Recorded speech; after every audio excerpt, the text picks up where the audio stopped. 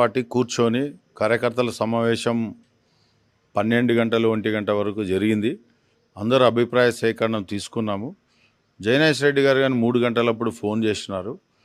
అన్న కలుస్తామంటే రండి మాట్లాడదామనే చెప్పినాను. వచ్చేదేదో రాత్రి 9 గంటల పైన వచ్చినాడు.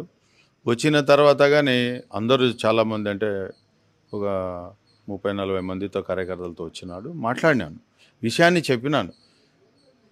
జనసేన పార్టీ కార్యకర్తలు, బీజేపీ పార్టీ కార్యకర్తలు మనం ఆయన దగ్గర పని చేయాలంటే మనకు భరోసా ఏమని అడుగుతున్నారు.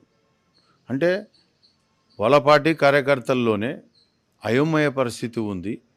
కాబట్టి చాలామంది తెలుగుదేశం లీడర్లే పార్టీ వదిలి కొంతమంది ఒక గ్రూపులుగా విడిపోయి నమ్మకం లేక వెళ్ళిపోతున్నారు. మనం చేసినా మనకు